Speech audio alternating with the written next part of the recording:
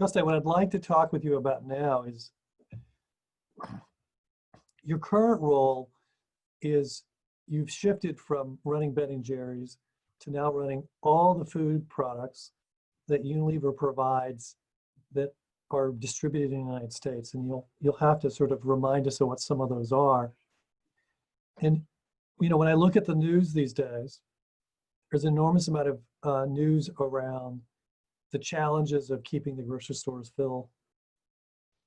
And what I'd like to do is to really talk a little bit about what you're up to, but also how has this impacted, how are you leading in this time?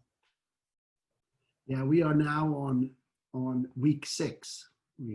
Since Unilever decided to close our offices worldwide. And so all office-based jobs are now operating from home, and we're just at the beginning of week 6. So it's starting to become our new normal and our new reality. This is a hugely challenging situation for the country, for the communities around us, for our people that go to work every day and make food that feeds America, make ice cream that feeds America and makes them feel happy in this really, really trying time. We also, as a business, feel a huge responsibility to drive employment, not just of our direct employment, but our suppliers and our whole network during this economic crisis that is coming right on the heels of the pandemic. So yeah, this is a moment of incredible change and incredible challenge. Some of our employees have passed away. Statistically, that had to happen because we are 8,000, nearly 9,000 people in this country. So statistically, somebody would get sick. But statistics and knowing the people yourself is a very different thing. And for us, it's been gut-wrenching. We were leading the way. We closed our offices on the 13th of March.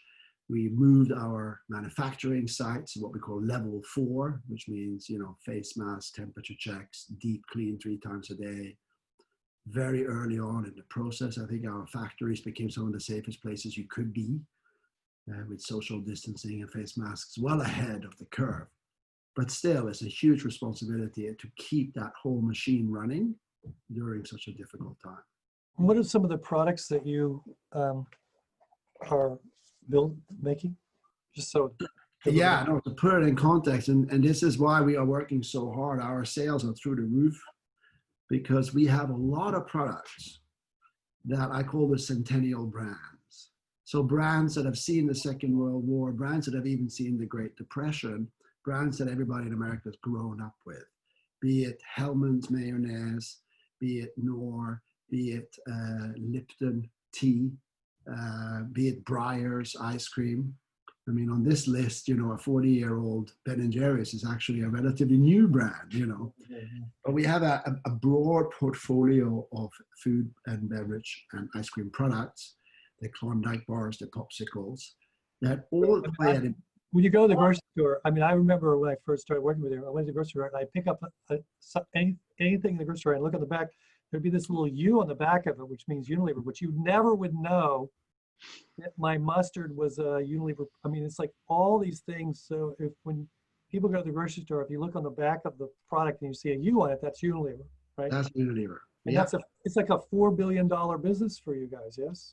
Here in the food and refreshment division is 4 billion. Our total company is about 54 billion globally. We also have, Dove soaps. Soaps and so forth. But your responsibility is on the food side. Mine is all on the food side. Mine is about feeding America. There's the Jostein that was leading in January, February. And now there's the Jostein that's leading today. So what is different between the two Josteins? Well, it's, I get a lot of energy from being with my people. And I like to solve and engage very, much across the whole organization to get to grips with what is the challenges and the things that we're doing. And when this crisis hit, I very quickly realized that, if you go right back to Maslow's hierarchy, Sure. of needs, you and I have focused a lot about, creating organizations and have a strong sense of belonging and where people can really live their purpose or their self-fulfillment. So the top of the Maslow triangle. Of course, in this situation, the bottom of the triangle, the need for physical safety, the need for psychological well-being, skyrockets. And the danger that you keep doing what you were doing rather than being there for your people is quite profound. And also because in the crisis, the environment is changing so rapidly. We have had weeks on things like mayonnaise where sales consumption out of store was up 100% in the week versus last year. So you got to make decisions, you got to allocate product, you got to change your logistics providers, you got to do a whole host of things.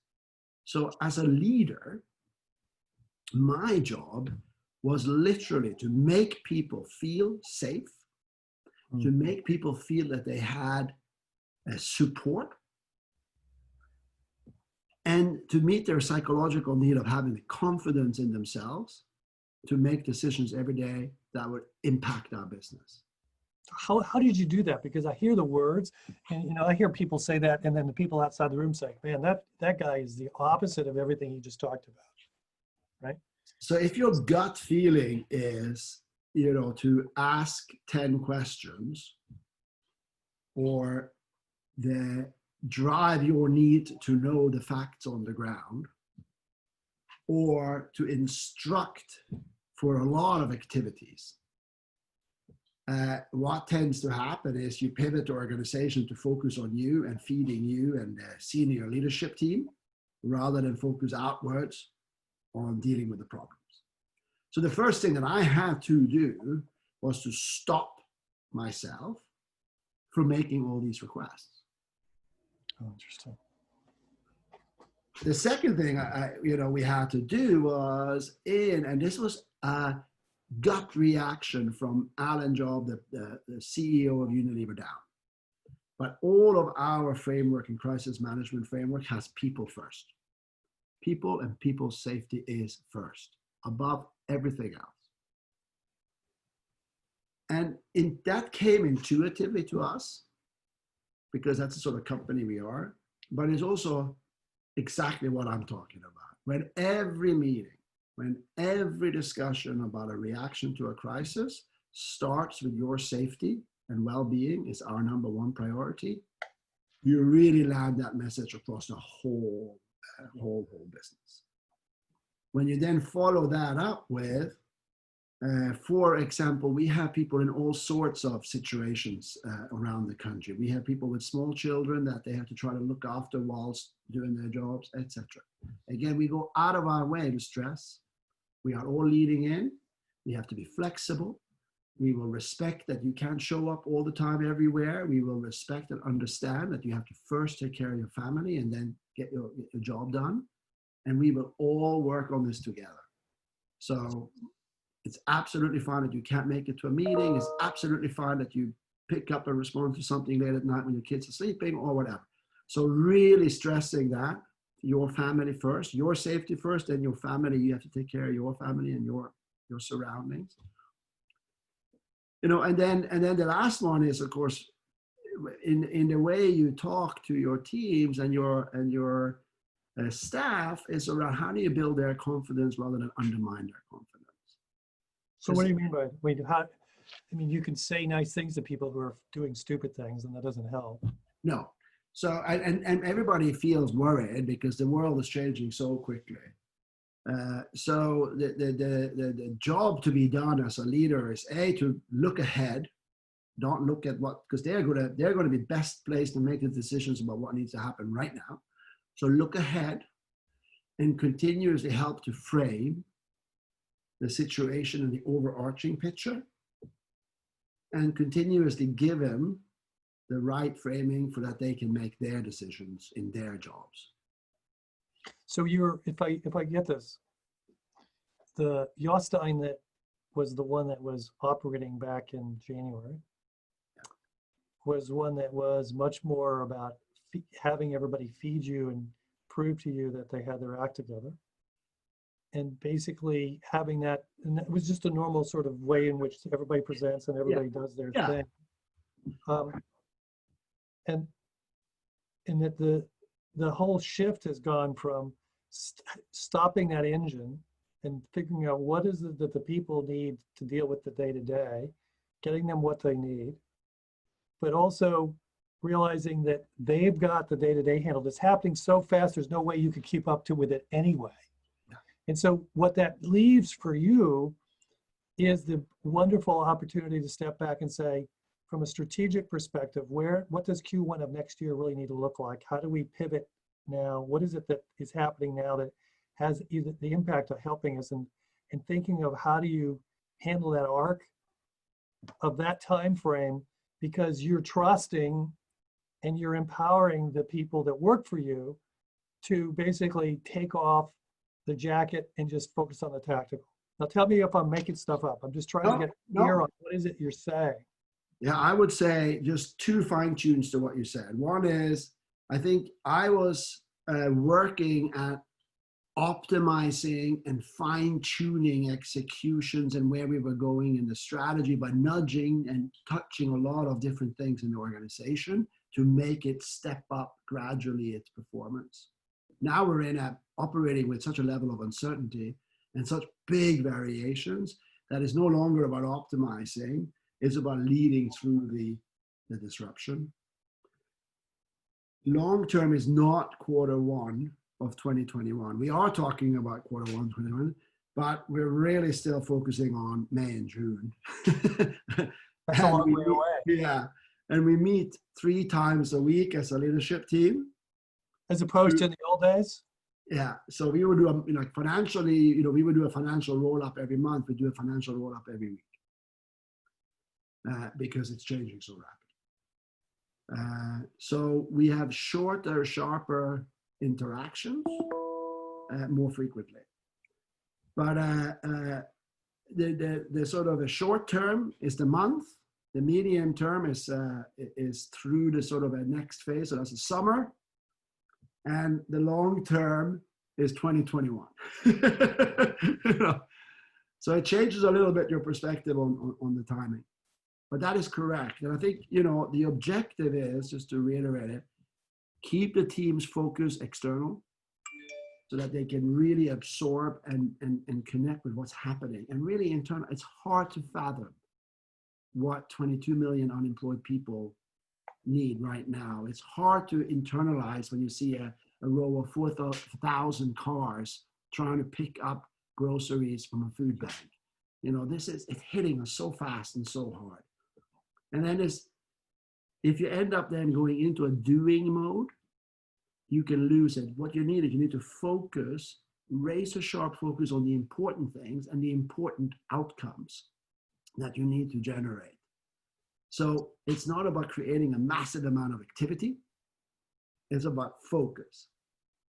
And then thirdly, it's Alan's made a comment today, our CEO said, there's always a tendency when you're a bit isolated and maybe disconnected that you feel that the other people aren't pulling their weight. And he said it beautifully. He said, this is a time to lead with kindness. Look yourself in the mirror and remember, everybody's doing their best to do their best for the company and for the communities in which they are. So lead with kindness. We used to call that empathy, but I like kindness. But I think that's extra important in this moment. And if you want to be instead of do, you have to be with empathy and kindness. Well, okay. Well, Jostein, it's a pleasure to be able to have this conversation with you today. Thank you. Any final words you'd like to share before we bring this to a close? Well, I think that we're not in this for a few weeks. I think we're going to be in this for a few years. So how we lead and manage our own emotions and the emotions of our teams through this next year will be incredibly challenging. And I think we will learn so much and unlearn so much that when we come out the other side of this, we'll come out stronger and better as humanity, as business leaders, and I hope my business as a business, because this is a huge, huge disruption. So I'm an eternal optimist. I believe we will come out stronger. I think you're absolutely right. Given your purpose is to thrive in ambiguity and paradox for things that really matter, if you weren't an eternal optimist, then there'd be something wrong, right? And Absolutely. I also think that, in subsets, the beauty of this time is that all the old structures and rules no longer apply, and the new ones haven't been put in place. So the opportunity for individuals like yourself to create something that really does work and be able to have people just jump on it and move it and do it in days versus months or years is the upside. Yeah. Right? And so it is a beautiful opportunity if one sees it from that perspective. And you happen to be in one of the industries, at least, that this is really critical to making sure that all of us are safe in house and home. Yeah, so, absolutely. Actually, you made me think this is actually a shreddy ball moment. I think that I have thousands of people in my organization that have great ideas for how we solve and go forward. And our job is to harness that team and get those great ideas and put them into reality. That sounds beautiful. Thank you very much for sharing your insights with us today. Jostein Solheim from Vermont. This is Nick Craig outside of Boston, sitting in my little office next to my house, and where all my crew happen to be working from home as well. So thank you all for joining us, and I look forward to seeing you on our next podcast. Thank you. Thank you.